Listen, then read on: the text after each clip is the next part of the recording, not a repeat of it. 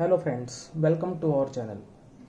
Students, today we shall solve class 10th secondary examination English paper part 2 objective questions of set B of Haryana board exam held today on dated 4/4/2022.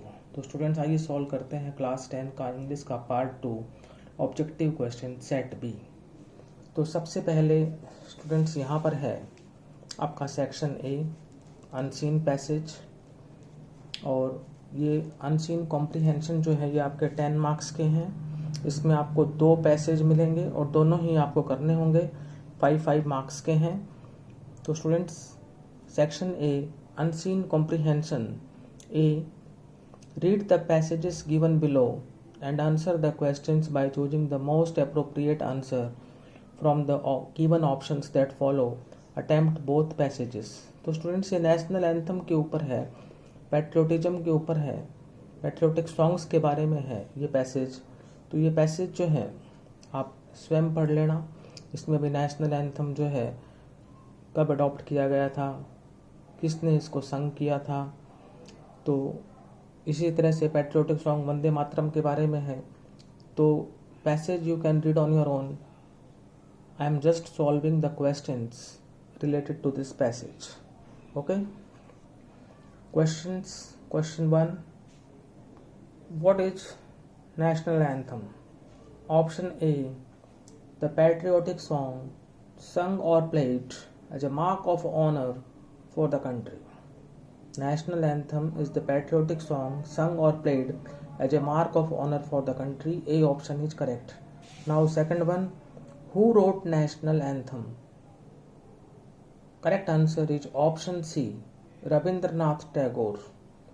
Our national anthem was written by Rabindranath Tagore. C option is correct. Now question 3.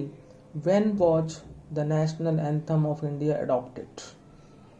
National anthem of India was adopted on 24th January 1950. 24 जनवरी 1950 को इसे adopt किया गया था।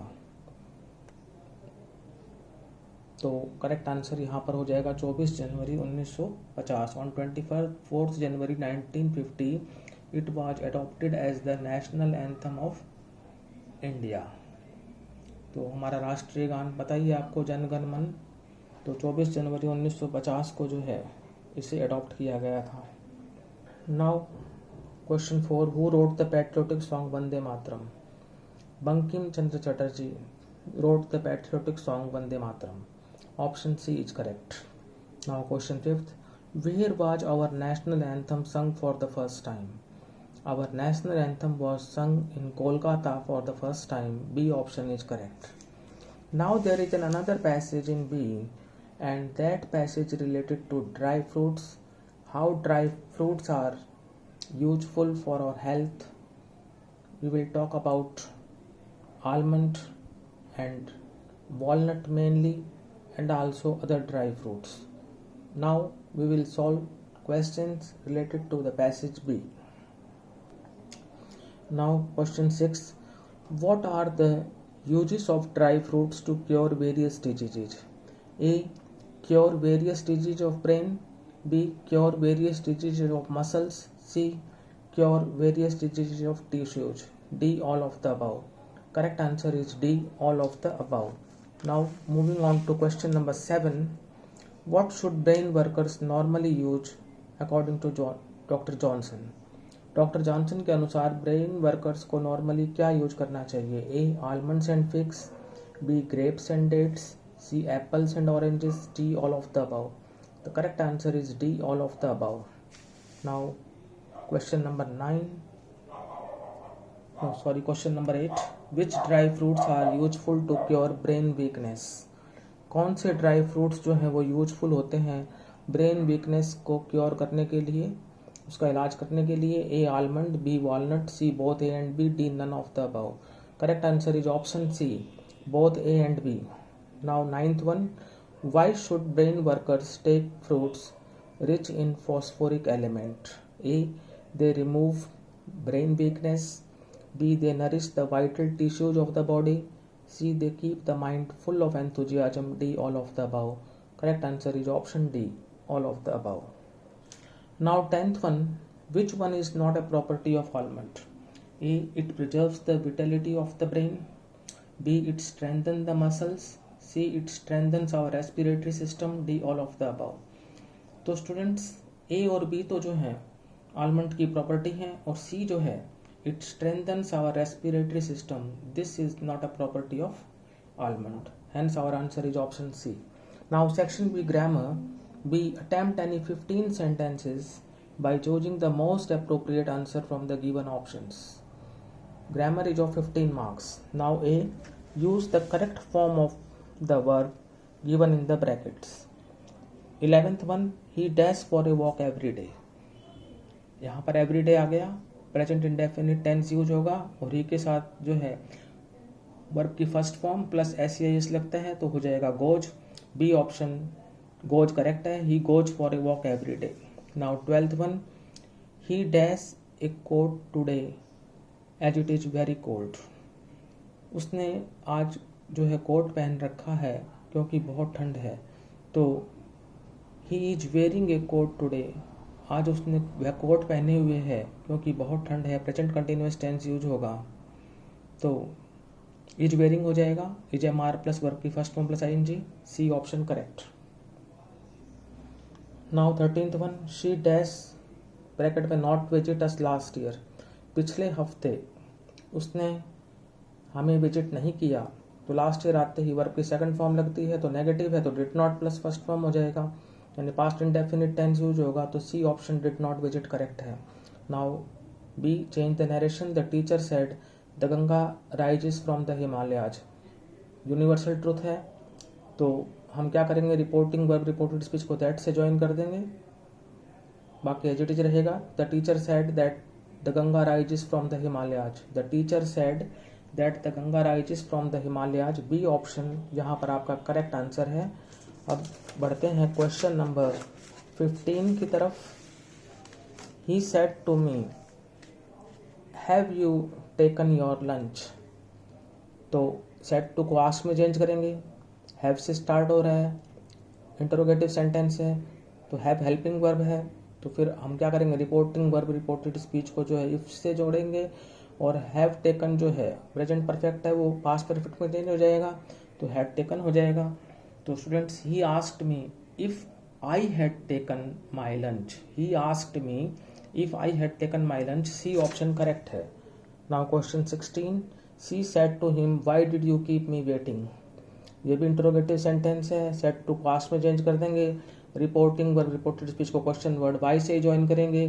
फिर जो you subject है वो him से ही हो जाएगा क्योंकि यू सेकंड पर्सन का प्रोनाउन है, ऑब्जेक्ट से चेंज होगा. और फिर आपका पास्ट इंडेफिनिट टेंस है did plus first form past perfect में चेंज हो जाएगा, हैड कैप्ट हो जाएगा, और मी का जो है सी से हर हो जाएगा. तो she asked him why he had kept her waiting. C option जो है वो करेक्ट है.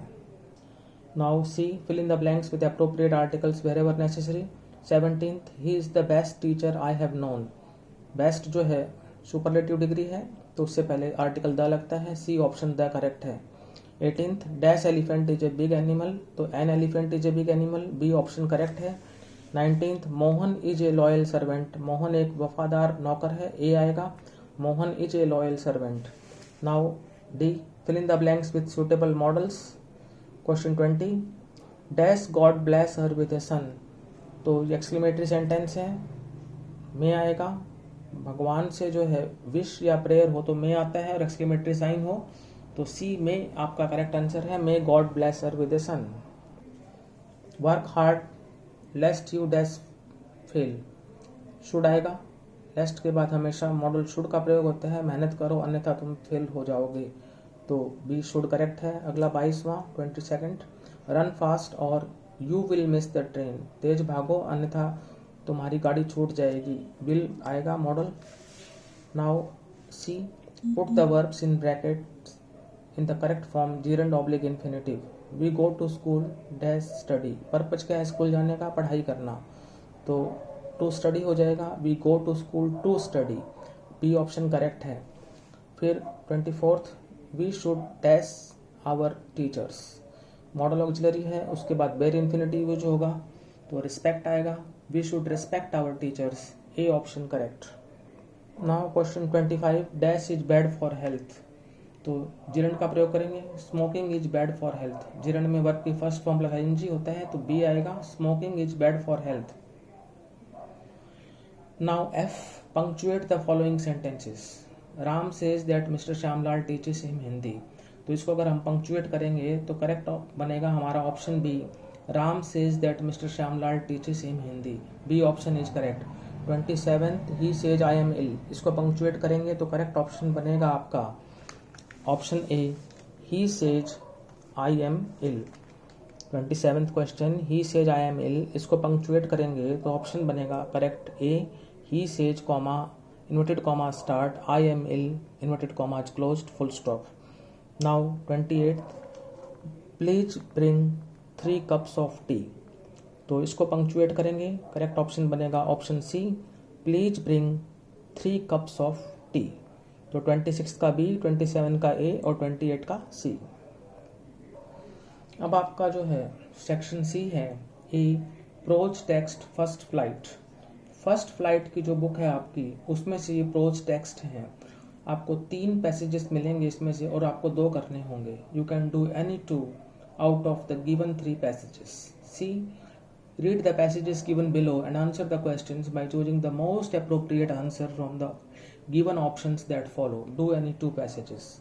ए, but in the hearts of all who lived in that solitary house. इसी से आपको आइडिया हो जाएगा कि ये जो आपका पैसेज है ए लेटर टू गॉड में से है। You can read the passage on your own, I am solving the questions. Question 29, name the chapter of the passage. तो ये जो पैसेज है इसके चैप्टर का नाम है a letter to God. Option C correct है। Now 30, name the author. Author हैं G.L. Fuentes. B option is correct. Now 31, who said don't be upset. Option D, Lencho's wife is correct. Now question 32, what was there only hope. उनकी एकमात्र hope क्या थी, वो थी help from God, भगवान से मदद। Option C right. Now question 33, what loss had they suffered. उनको क्या नुकसान हुआ था, उनकी फसल खराब हो गई थी, loss of their crop. D option is correct. Now there is another passage in B, as I told you that there are 3 passages and you have to do 2. Now B, marriage gifts are meaningless without the sweet bread known as the bowl. तो इसी से ये आपको idea हो जाएगा कि ये आपका जो पैसेज है ये ए बेकर फ्रॉम गोवा से लिया गया है। तो हम सॉल्व करते हैं इस पैसेज को। Question 34, name the chapter of the passage.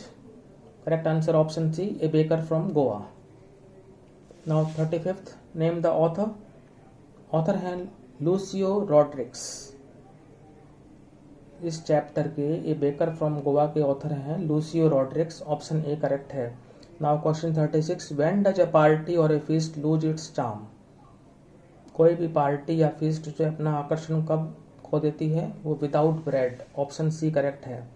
Now question number 37, what has the lady of the house to do on the occasion of a daughter's engagement. Correct answer is option A, prepare sandwiches. Now question 38, what is a must for Christmas. A cakes, B बोलिन हास। तो C both A and B is correct और correct answer is option C. Now there is another passage for you, that is passage C. तो students, sometimes when Peggy was asking Wanda those questions in that mocking polite voice. इससे से आपको idea हो जाएगा कि ये आपका passage the 100 dresses 1 में से है। पैसेज आप स्वयं पढ़ सकते हैं, हम इनके क्वेश्चन सॉल्व करते हैं। 39, name the chapter of the passage. इस पैसेज का चैप्टर है the 100 dresses 1। Option D is correct. Question 40, name the author. Author है Eleanor Estes. B option is correct. Now 41, when did Maddie feel embarrassed? When Peggy asked Wanda questions about her dresses. This is the correct answer. So option A, When Peggy asked Wanda questions about her dresses is the correct answer. Now we come to question number 42. When would Maddie never have paid any attention to Wanda? Correct answer is option B. If Peggy hadn't invented the dresses game. Now question 43. What did Maddie wish? Maddie wished Peggy would stop teasing Wanda. Option A is correct. Peggy would stop teasing Wanda. Now B. Poetry first flight. D. Read the stanza given below and answer the questions by choosing the most appropriate answer from the given options that follow. To has given my heart a change of mood and saved some part of a day I had wrote. And saved some part of a day I had wrote. Questions. आपको पता लगी गया होगा कि ये poem है आपकी dust of snow. Questions. Name the poem. Poem का नाम मैंने आपको बताया, dust of snow. Option B correct है. फिर पोएट का नाम पूछा गया है, नेम द पोएट. पोएट है Robert Frost. Option C is correct. Now 46. What had given the poet a change of mood? Option C is correct. The falling of dust of snow on the poet. Now question 47. How was some part of the day saved for the poet? He stopped drawing the day and his mood changed. A option is correct. Now 48. What is the rhyme scheme of the stanza? इस stanza की rhyme scheme क्या है? वो है A B A B. तो B option A B A B correct है. तो students आज हमने क्लास 10 का इंग्लिश का पेपर सॉल्व किया, उसके ऑब्जेक्टिव टाइप क्वेश्चन सॉल्व किए, पार्ट 2 सॉल्व किया और ये हमारा सेट भी था. यदि आपको वीडियो अच्छा लगा तो इसे लाइक करें, शेयर करें, चैनल को सब्सक्राइब करें. Thank you.